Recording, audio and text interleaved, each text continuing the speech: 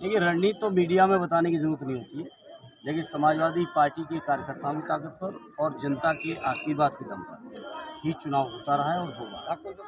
और ऊपर वाले ने चाहा तो बहुत ऐतिहासिक परिणाम आएगा समाजवादी पार्टी के पक्ष में।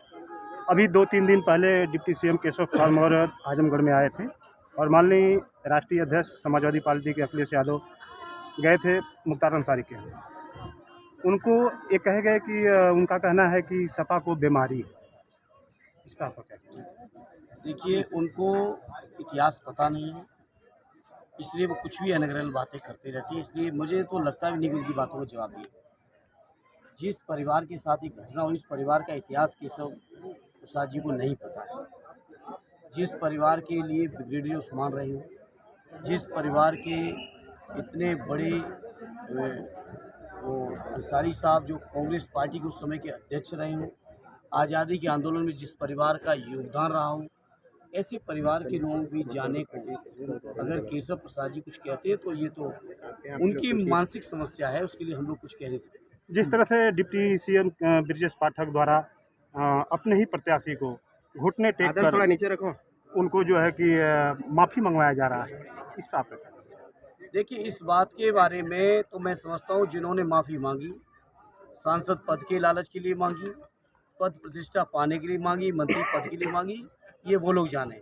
लेकिन मैं ये जानता हूँ राजा सुहेलदेव जी के परिवार और ख़ानदान से जो लोग बिलोंग करते हैं, जो लोग उस ख़ानदान के उस समाज के हैं, वो लोग बड़े स्वाभिमानी लोग हैं और इस तरह की घटना को वो लोग स्वीकार नहीं करेंगे, बल्कि ऐसे जिन्होंने कृत्य किए उनको भी सबक सिखाएंगे और जिन्होंने ये कृत्य करवाए हैं उनको भी सबक सिखाएंगे। हम समाजवादी लोग लगातार कहते रहे कि पिछड़ों के साथ बीजेपी के लोगों का सौतेला व्यवहार है।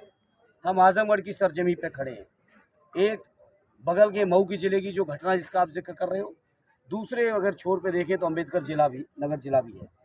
वहाँ भी एक बसपा के उम्मीदवार थे जो कभी भाजपा की बहुत बुराई करते थे, वो भी आज उम्मीदवार हैं, लेकिन उनसे माफ़ी नहीं मंगवाई गई, इनसे माफ़ी मंगवाई गई। ये पीडीए के लोग सलीके से इस बात को समझते हैं और इन बातों का जवाब बीजेपी के लोगों को देंगे।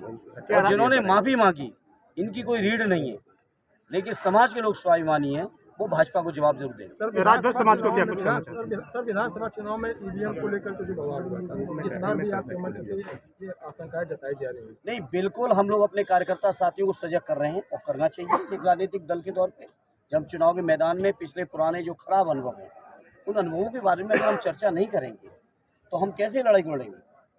आप सोचोगे 36 घंटे पहले अगर राष्ट्रीय अध्यक्ष जी ने आह्वान किया था और 32 जिलों में अनियमितताएं पाई गई, आजमगढ़ में भी अनियमितताएं पाई गई, हमारे 29 साथियों को जेल भेजा गया, तो आप सोचो।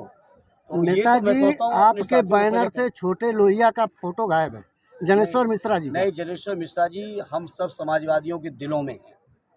अब वो क्या डिज़ाइन हुआ है, किस परिस्थिति में हुआ, इस बात के न जाइए। और जनेश्वर जी का सम्मान सिर्फ और सिर्फ अगर किसी ने किया तो समाजवादियों ने किया और समाजवादी ही करेंगे, क्योंकि वो हमारे राजनीतिक पुरखे हैं। सर, टिकट फाइनल होने के बाद जब 3 दिन के लिए आप आए थे तो यहाँ से जो सांसद उन्होंने कहा कि 3 दिन वाले नेता 30 दिन वाले से सामने नहीं लड़ पाएंगे। उनके बारे में मैं क्या कहूँ, उनके बारे में ज़्यादा कुछ सुनना है तो आदरणीय विजय लाल जी से सुनते रहें। क्या मैं मुझसे क्यों कहलवा रहे हो? उनका ये भी कहना है कि असली वारिस मैं आजमगढ़ में हूँ, माननीय नेताजी का धरती पर। नेताजी अब किन जीते हैं?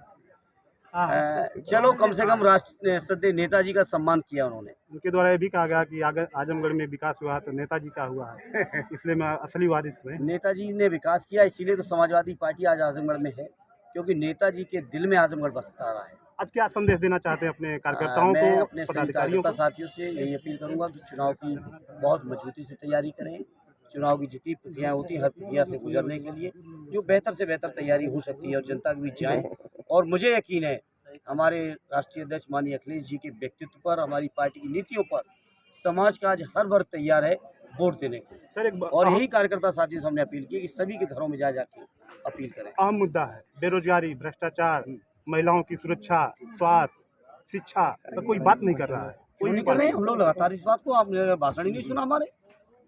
पेपर लीक के बारे में हम बात कर रहे हैं, अग्निवीर के बारे में हम लोग बात कर रहे हैं, बेरोजगारी के बारे में हम बात कर रहे हैं, किसानों की आमदनी के बारे में हम लोग बात कर रहे हैं, जो कानून व्यवस्था की दुर्दशा है उसके बारे में हम चर्चा कर रहे हैं। और हम इंतजार कर रहे हैं, हमारी पार्टी का घोषणा पत्र आने दीजिए, आप सभी लोगों को इन बातों का जवाब मिलेगा। बहुत बहुत धन्यवाद।